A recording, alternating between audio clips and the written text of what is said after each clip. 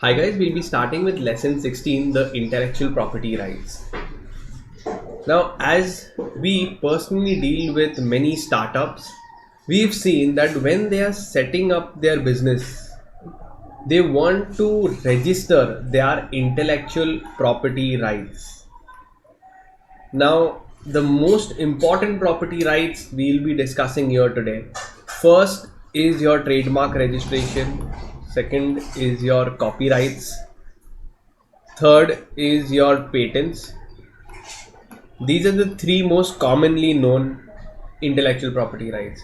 But there is also something called as geographical indications, and fifth, the Designs Act. So we'll be studying these in this chapter today. So in today's global competitive world, every business is trying to be different as compared to others and trying to have that extra edge. For that, they try to bring in innovative products and services. That's their intellectual property. Now let's understand what do you mean by the term intellectual property. The word intellectual property means the creation of the mind. Property can be divided into two categories. One is your tangible property, something that you can feel, touch, tangible, and the other one is your intangible property. Now, tangible property could mean your plant and machinery, your car, your building, your house, etc. Whereas intangible property is something that you put in your mental application to, and you must have created a logo, a trademark. You must have created something like a book, a literary work like a novel that's copyrighted. Then you must have invented an product, a machine that would come here in patents, or you must have brought in a new innovative design. When I say design, if you know fashion designers today, the moment they make their design, they go and register it in the Designs Act because they know that it gets copyrighted, it gets copied, the design gets copied. Then comes your geographical indications. That's a separate mark for given to products coming from a certain geographical territory. Now, those geographical territories get the traders of those from those territory get a special mark. Like we could say Ratnagiri mangoes, Assam tea, all of those. So let's start. Kashmiri apples, etc. So the most noticeable difference between intellectual property and the other forms of property is that intellectual property is intangible. Now, as businesses have started to compete with each other and it has become a extremely competitive world, we have to bring in new, innovative, and improved products which give a greater value to the customers as compared to the competitors. To differentiate their products, we make all this innovative products. Now let's understand what is the intellectual properties in India and what are the laws and regulation with respect to this. So initially, historically, the first system of protection of intellectual property came in the Venetian Ordinance in 1485. It was followed by the monopolies in England, Statute of Monopolies in England in 1623, and in United States patent law was introduced in 1760. So if you see, pretty from way back all this was brought into force. In India, we see copyrights is regulated by Copyrights Act 1957. Patents is regulated by 1970. Okay, so we'll be seeing and doing all of those. Now let's start with trademarks. Now, just before we come to the Indian aspect, we understand how did all this gain importance. A big credit should go to the United Nations, the WTO. the trade related aspects. So there was a TRIPS agreement. It was trade related aspects on intellectual property. This was an agreement, international legal agreement between all members of the WTO. It laid down the minimum standards that government should employ when they form their intellectual property laws. It covered the following kind of properties: your copyrights, trademarks, patents, designs, GIs, and something called as trade secrets. All of this we'll be studying today from the Indian perspective. Now let's start with the first one, that is your trademark. So if I just show you, can you tell me which is this brand? It is Nike Whoosh. Okay, it's called as a whoosh. Nike is basically, this mark signifies victory. Same way, if I tell you this other mark, what does it related to? Again, McDonald's. Then a next one is this. Let's see if you can identify that. It's related to Mercedes. Now, same way, just by the mark, you could identify the producer, the manufacturer, the trader. So this mark can be registered by them in their name, and only they will have a right to use it. So what is a trademark? First of all, the trademark, all the provisions are given in Trademarks Act 1999.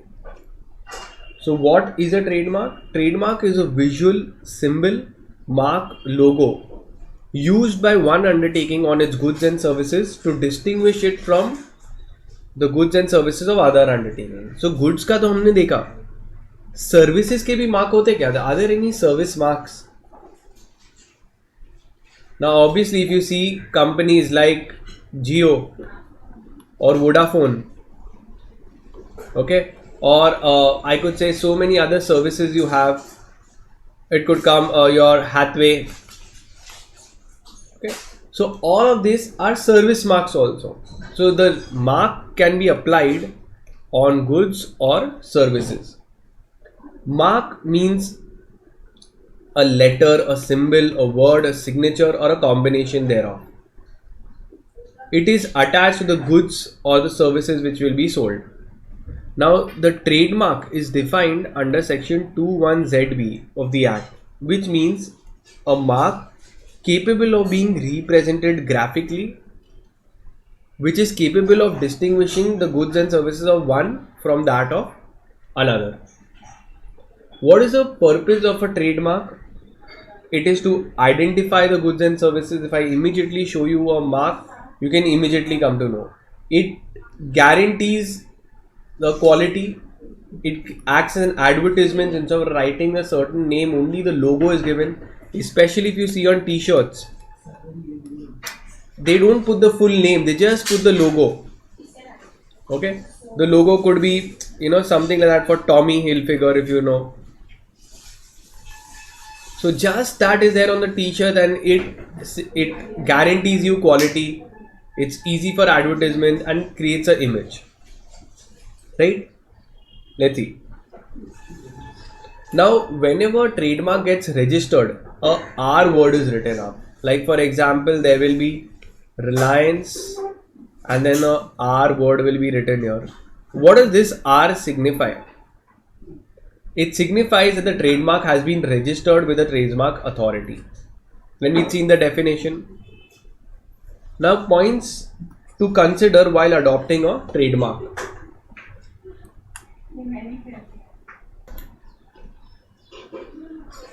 So trademark can be classified into the following 5 categories: generic, descriptive, suggestive, arbitrary, and invented or coined. First is your generic mark. Generic mark means the name of the product. It's a generic mark where you're using the same name as that of what it is dealing with. For example, I put the word salt for salt. Or if I'm dealing in cycle, my name will be cycle. So it's a very generic mark. It's very difficult to get a trademark for this. So you name your brand as the product itself. Second is descriptive mark. Descriptive mark describes the function. It describes the characteristics of the product. For example, using the word fair for a fair and lovely for a fairness cream. Okay. Then comes you're exactly describing what it does. Then next is, or digestive biscuits comes in descriptive. Then comes suggestive, where it just gives you a hint on what it does without actually describing it. So a suggestive mark suggests the nature of a product or service, one of its attributes, without actually describing the product. Means what? Using the word Airbus for airplanes. So for airplanes there is a kind of a hint involved, or I could say Speedo. Now Speedo Speedo pants or Speedo trousers, it just gives you an idea that it is for running, jogging, etc. If I say Netflix, it means the streaming services. So you're just going through the net. Then comes your arbitrary mark. Arbitrary mark is just a vague mark which has no connection with the product and the name. For example, having the word Apple for iPhones. Is there any connection between them? Answer is no. Arbitrary marks means the marks which exist in popular vocabulary. So apple is there in popular vocabulary. We know that it is a fruit, but have no logical relationship with the goods that you're dealing with. So there is already a word called as apple in the dictionary, and you use it with an unrelated product. So that's arbitrary, that's vague. Or using the word BlackBerry for phones. The next is the word invented or coined. You've invented the word itself. For example, Adidas. It means coining a new word altogether. So this is which gets a immediate kind of a trademark registration. Okay. The others, especially generic marks, are very difficult to register because you're just using. So it just disallows the other traders and manufacturers from using it. So if I'm using the word chocolate and I want to go and register it as a trademark, as my trademark, you think the authority trademark registry will allow me to deal in chocolates and name my product also chocolates? Answer is very difficult. It is no, because the other manufacturers will be at a big disadvantage when you are using the generic name only. Then coming enforcement of trademark rights. Now when I say you are the owner of a trademark, so what all can you do? You can use it yourself, you can rent it out to someone else, you can assign your trademark. Assignment means allowing the mark to be used. Allowing mark to be used. Who does this? Tatas. So you see Voltas, it will have a Tata product. Chroma, a Tata product. Docomo, a Tata product. So what is it doing? It's just assigning the word Tatas, and because of that the sales will boost. Now if someone does an unauthorized use, so I'll make you mark something important. So if I say that there is a unauthorized use,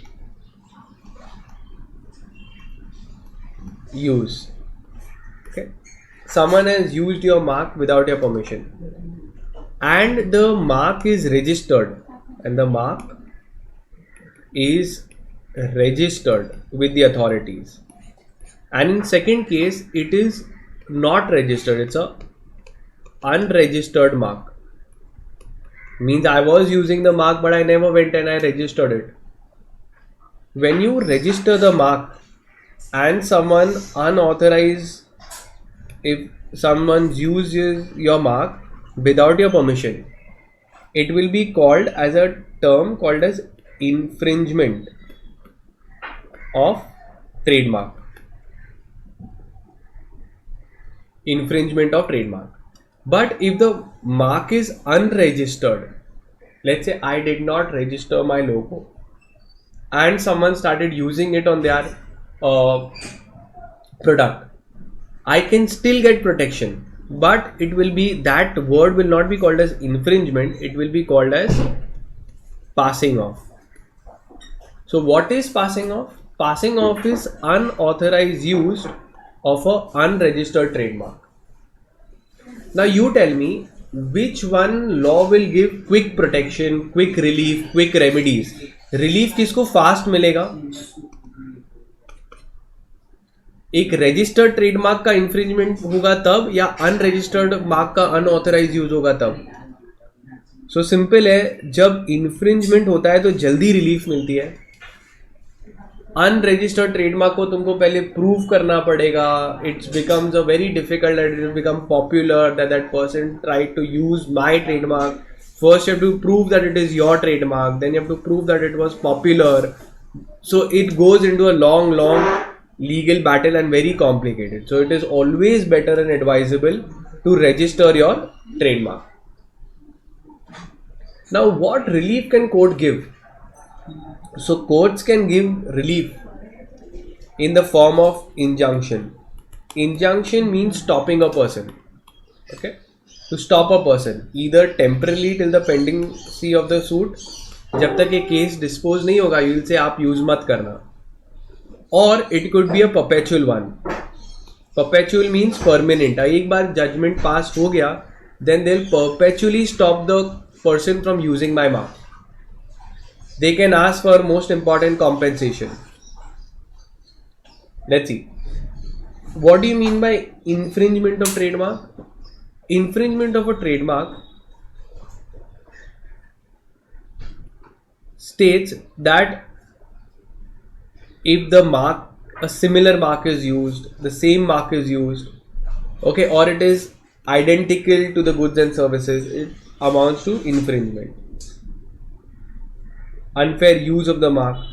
What do you mean by the term passing off? Passing off is in case of unregistered brand names.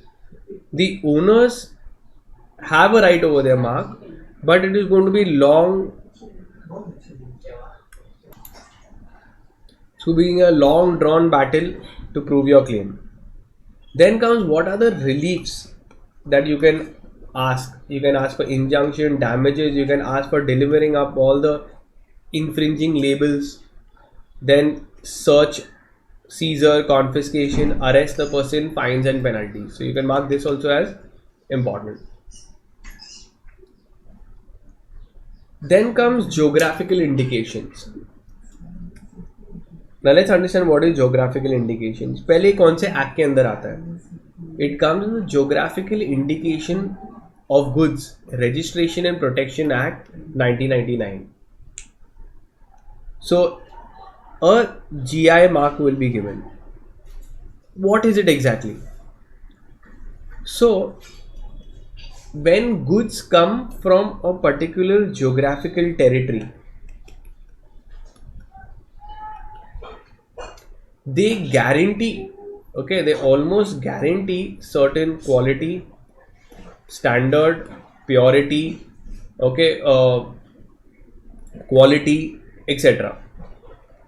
Distinctiveness, they guarantee us.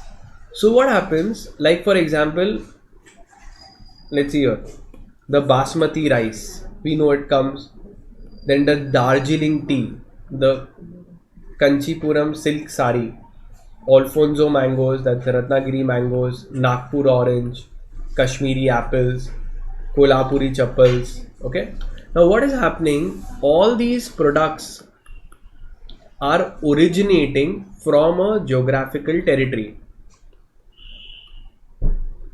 So these people in this area, the producers, must have maintained the quality over a period of years. ये लोग ने बहुत years से उसकी quality maintain की होगी from long time. So law has recognized that even now we have the Tirupati laddus. They have also got the GI mark. So what happens कि ये producers को law एक ये भी इनका intellectual property, they've also worked hard. We should also give them a mark to show that it is originating from that product, from that area, and they will be able to sell and earn much higher. So that is a GI mark. तो यहाँ पे कौन apply करेगा to the GI registry? Who will apply your? The producers themselves will apply कि यार we come from this area. They will have to explain which is that area. They will have to explain the product which they are selling in. They have to explain what is, how is it distinct from other products. Once they do that, the inquiry is set up. They will check what it is. They want to see what mark they will put, and then they allow the producers as a whole to use. So whoever is coming from that area, territory, can use that mark. So Geographical Indications of Goods Registration and Protection Act seeks to provide registration and better protection to geographical indications relating to goods in India. The GI conveys an assurance of quality and distinctiveness, which is essentially attributable to a place of origin. It confers legal protection to the GI in India. It prevents unauthorized use of the marks. It will help in boost exports. So what happens in certain countries like Dubai, they do not import anything except the best. So what happens in India also, they will say आपके पास में GI mark है, तो बोलेंगे हाँ हमारा Kashmiri apples के पास में GI mark है, हम लोग के पास में दार्जिलिंग टी का mark है, and then they import only those. Okay, so let's see what is the definition is given under section 2E. GI is an indication, and it indicates that the goods are originating from a particular geographical territory. Okay, and they have a special quality, reputation, characteristics. Now this application will be made not by just one individual. It will be made by an association of persons, the producers together. They apply for a GI mark where they all can use that mark. They'll apply to the registrar for registering the geographical indication. A single application shall contain a single application signed by everyone. It will show how it is different quality, what is the quality, reputation, characteristics, and how people have with time associated quality with that goods of that origin, the class of goods, the territory, the mark that they want to apply, etc. Every application is filed with the GI registry within the territorial limits, whichever is the closest one to the producers. Okay, then so you all can read this. Then comes the Designs Act. Now Designs Act is passed to basically protect certain new and original designs. Okay, let's see. So the object of the Designs Act 2000 is to protect new and original designs that are applied to any article to be manufactured or by industrial means. So we can have a car design, we can have interior designing, we can have jewelry designing. Okay, then where else designs are there? On bottles, if you see, you can distinguish a Pepsi bottle from that of Thumbs Up, with that of Mirinda, with that of Sprite, right or wrong? So they go and get themselves registered under a Designs Act. Architectural designs are there. Now what do you mean by a design? Design is basically a shaped configuration of pattern. which is appealing to the eye. Now these designs which are there, it will get registration under the Designs Act 2000.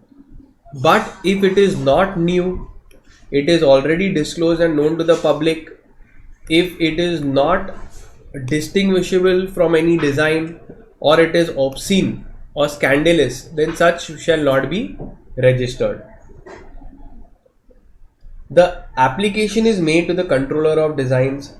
Okay, it will be made explaining how it is original, it is not previously published, and it will ask for registration under the act. You will have to fill the application form along with the fees.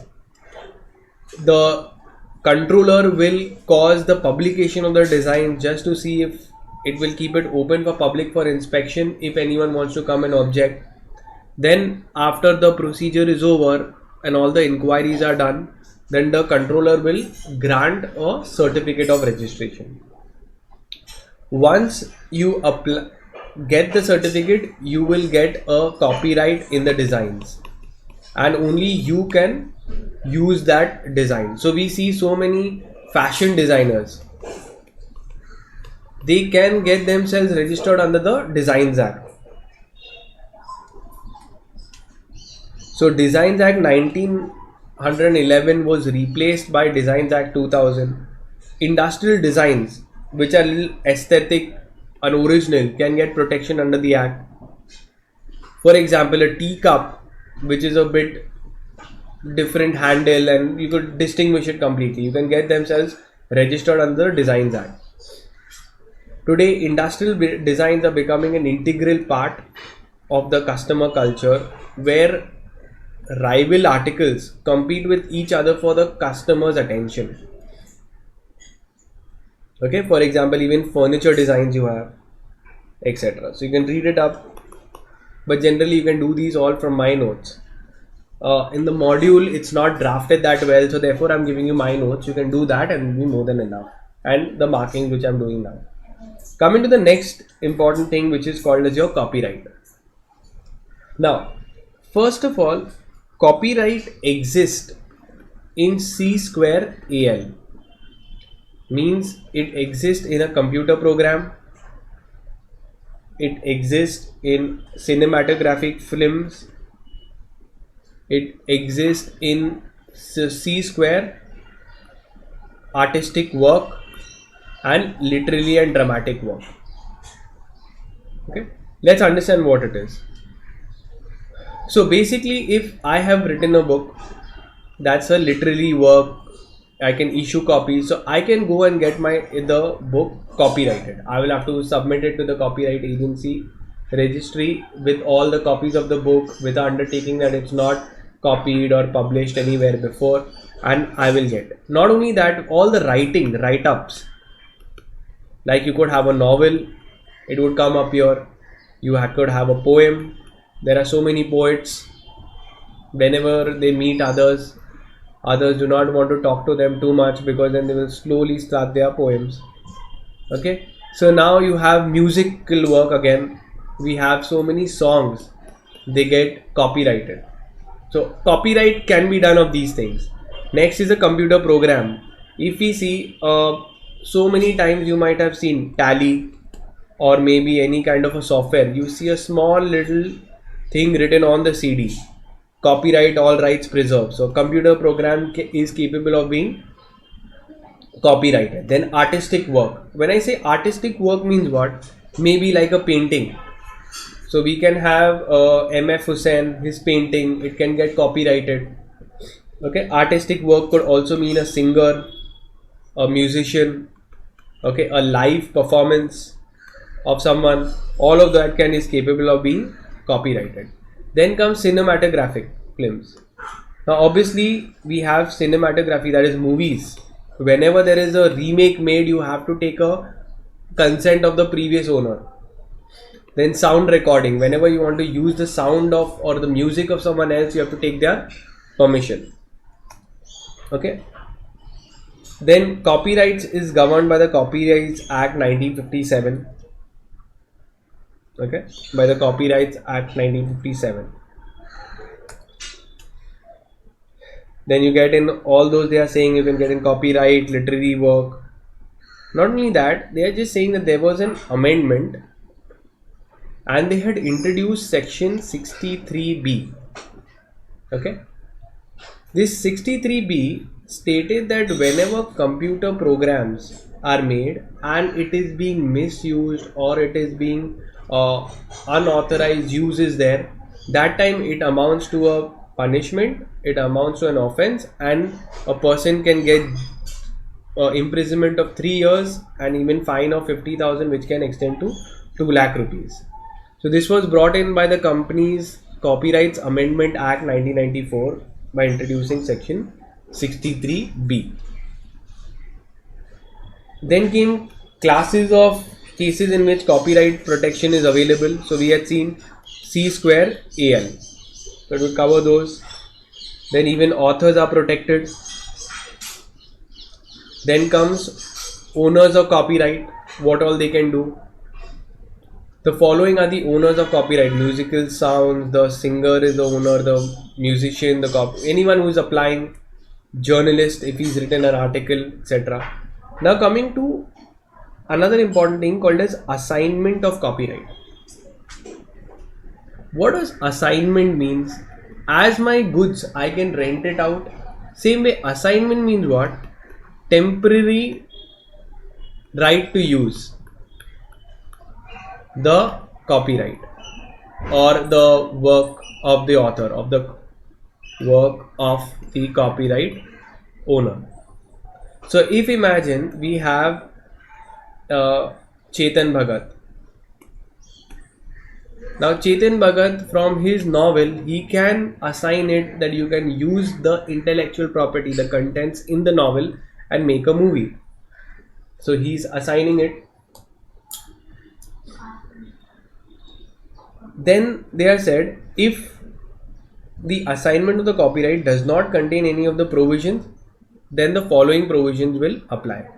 So if it is silent on these things, then these are the following things that will apply. First is, where the assignee does not exercise within a period of 1 year from the date of assignment, the exercise the rights, tab kya hoga? Then it shall lapse after the expiry of the said period. So मैंने तुम्हारे पास से rights लिए थे but use ही नहीं किए, तो बता रहे कि वो एक्सपायरी पीरियड के बाद खत्म हो जाएंगे, मेरे पास राइट नहीं होगा unless it is otherwise stated. If the period of the assignment is not stated, लिखा नहीं है कितने टाइम के लिए मैंने असाइनमेंट किया है, तो it will automatically deem to be 5 years. If the territorial jurisdiction is not specified, then it will automatically mean to the whole of India. Now coming to the term of protection of the author right for authors. So basically we've also written a GST book and we've published it. Okay.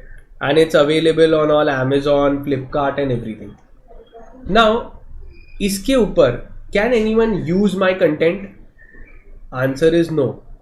But this protection is not forever given. The content for authors is life of author plus 60 years. So here we are seeing the term of the copyright. तो कब तक के मेरे को right मिलता है? Life of author plus 60 years. So till my life, and after I die 60 more years is mine. After that it will go into public domain and everybody can use that book, contents, everything will come into public domain. I will lose the right. So I don't get perpetual rights, forever rights. It is for a certain time period only. Exceptions to the use of copyright means the following things are not copyright infringements. So that means, simple meaning is these all things are allowed. First is, सोचो एक कोई book है मेरी GST की book या किसी की novel, Chetan Bhagat की novel, I do a private study, is it a violation? Answer is no, it is allowed. I do criticism and give a review of the book, that is also allowed. I report the current events in connection with judicial proceedings. Performance by an amateur club, so we try to sing, enact the song, enact the movie, all that is allowed. Making of the sound recording of literary, dramatic, musical work under certain conditions are allowed. It is used for education purpose, religious ceremonies. So all this is allowed subject to certain conditions. It should not be for commercial purpose. Then comes administration of copyrights. अगर सोचो किसी ने use किया, तुम्हारा copyright infringe हुआ, किधर जाओगे तुम? So basically there are copyright boards. It specifically looks into copyright related issues. So it's a quasi judicial body. As you have consumer courts, you have company courts, you also have a copyright board. This copyright board here appeals against the orders of the registrar of copyright. सोचो एक registrar ने मेरा copyright नहीं register किया, तो where do I go in appeal? So if the registrar of copyright rejected my application, I can go in appeal to the copyright board. और board ने अगर मना कर दिया, then I'll go to the high court. ठीक है? So they have all the powers for rectification of the registrar's work. They can adjudicate and decide upon disputes. They can grant any compulsory license. They can resolve disputes. They can fix the royalty amount. They can fix the reseller price amount. Rights of registrar of copyrights.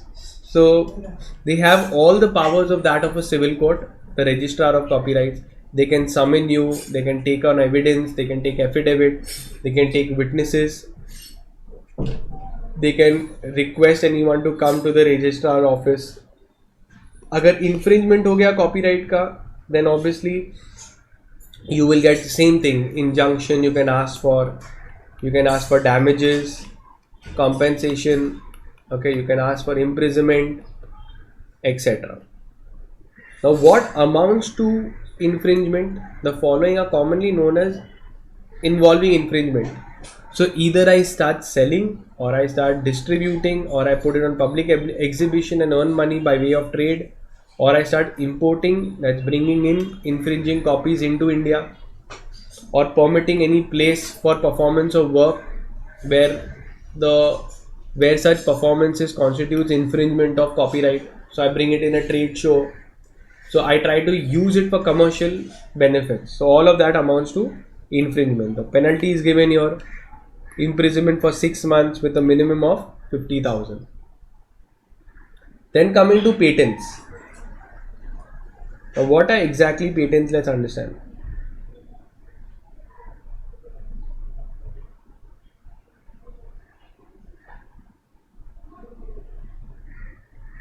Now, patents is given for a invention.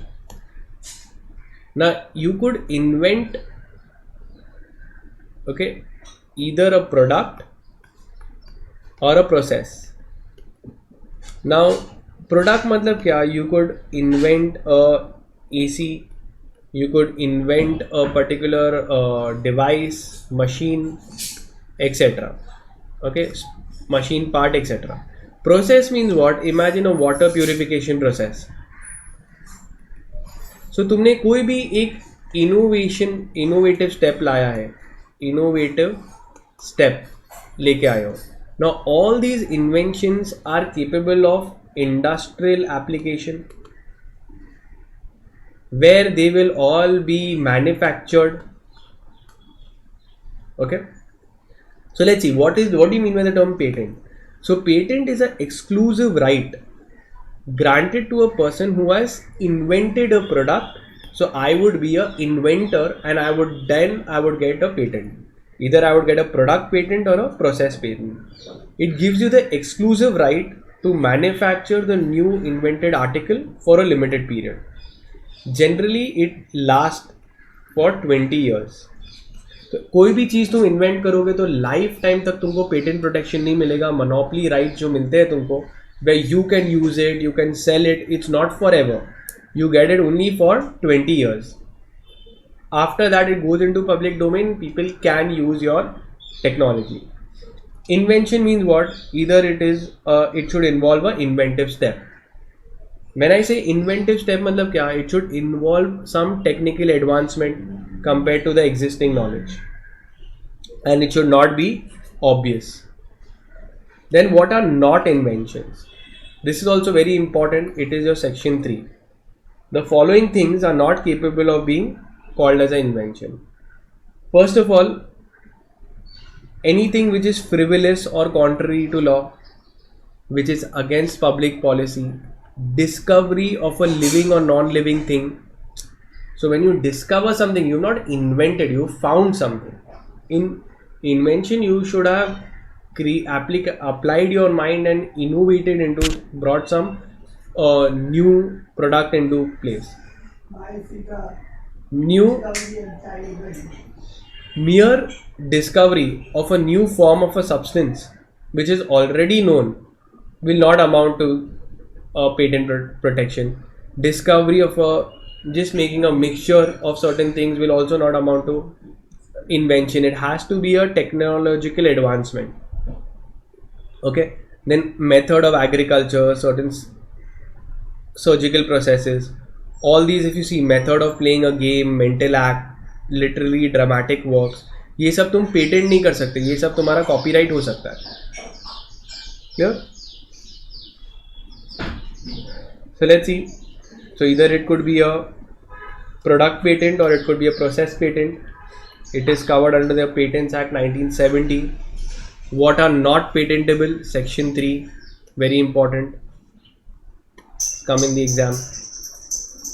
Then comes enforcement of your patent rights. Same thing. You can apply in the court of law and ask for injunction, damages, profits, and legal proceedings, destruction of those goods, etc. And that's it. We are done with the chapter.